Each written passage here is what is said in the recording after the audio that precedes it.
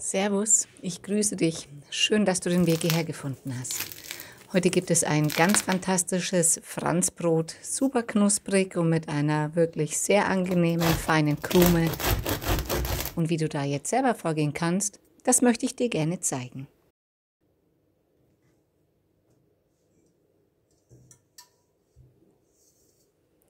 Du benötigst dafür 370 Milliliter kaltes Wasser und gibst dort 3,5 Gramm frische Hefe oder 1 Gramm Trockenhefe hinein. Meine frische Hefe war eingefroren, deswegen ist sie verflüssigt. Und dann löst du auch schon die Hefe im Wasser auf.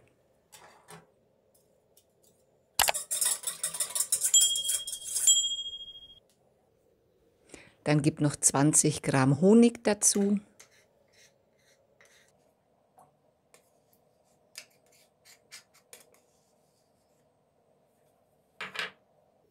Sowie 10 Gramm Salz. Meines ist ohne Rieselhilfe, deswegen klebt das immer ein wenig. Aber das weißt du wahrscheinlich schon.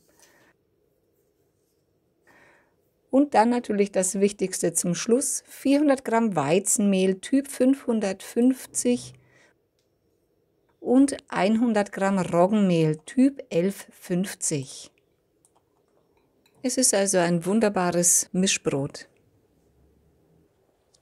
Gebe die Zutaten nun ungefähr 5 Minuten in deine Küchenmaschine bei Stufe 2, bis du einen griffigen Teig hast.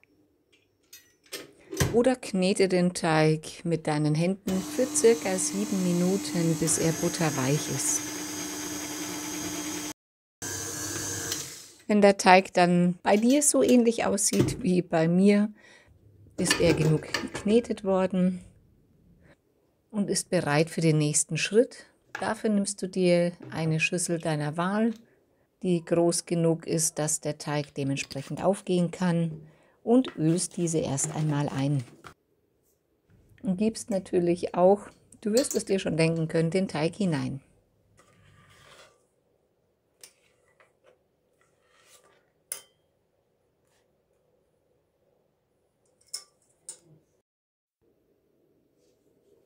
Nun kann der Teig 13 bis 14 Stunden bei Raumtemperatur gehen und dehne und falte ihn nach 60 bzw. 120 Minuten, jeweils ungefähr 4 bis 6 Mal. Du kannst dafür die Teigkarte nehmen, aber dir auch deine Finger anfeuchten und den Teig dann mit den Händen legen. Ich finde, das geht immer am einfachsten.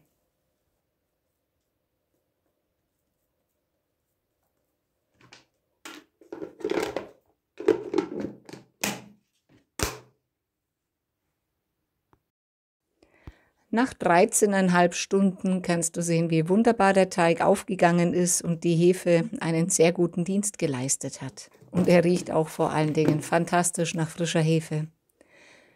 Nun mehle dir einfach nur deine Arbeitsfläche ein und gib den Teig darauf. Der Teig fließt butterweich auf deine Arbeitsfläche und genau so soll er sein. Und bemehle ihn auch ein wenig von oben. Und nun schlage mit Hilfe deiner Teigkarte die Ränder ein, damit du den Teig deinen Händen anfassen kannst, damit er nicht zu sehr klebt und vor allen Dingen, damit du Spannung in den Teig bekommst und die Glute noch einmal ein wenig aktivierst. Und wenn der Teig soweit zusammen ist, drücke ihn dir einmal ein wenig flach und rolle ihn in der Mitte einfach zusammen. So bekommst du auch noch mal etwas mehr Spannung in den Teig. Drehe dir dann deinen Teigling. Du kannst sehen, das dauert ein bisschen, bis man von außen nach innen den Teig gewölbt hat und du eine gute, kräftige Kugel hast.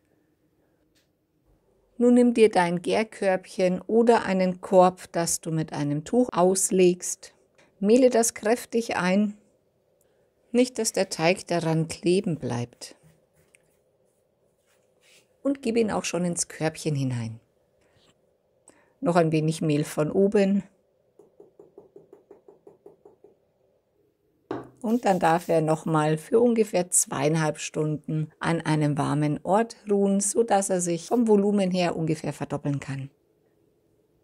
Du kannst sehen, wie wunderbar der Teig aufgegangen ist, und wer aufgepasst hat, stellt fest, dass ich eine Folie dazu getan habe, einfach weil ich gemerkt habe, dass der Teig zu sehr aufgeht. Deswegen habe ich ihn einfach nochmal bemehlt und Folie drauf und den Deckel drauf.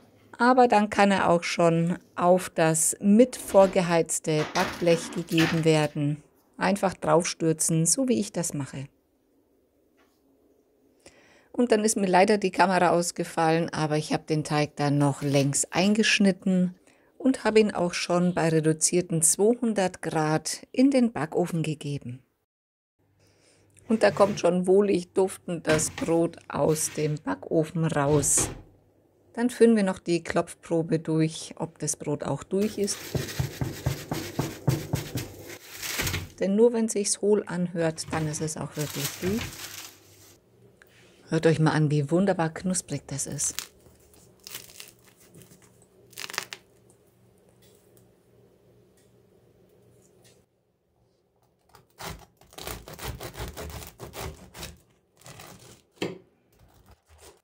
Mit einer wahnsinnig flaumigen Krume. Wirklich ganz fantastisch, das Brot. Ich bin mir sicher, dir wird es auch schmecken.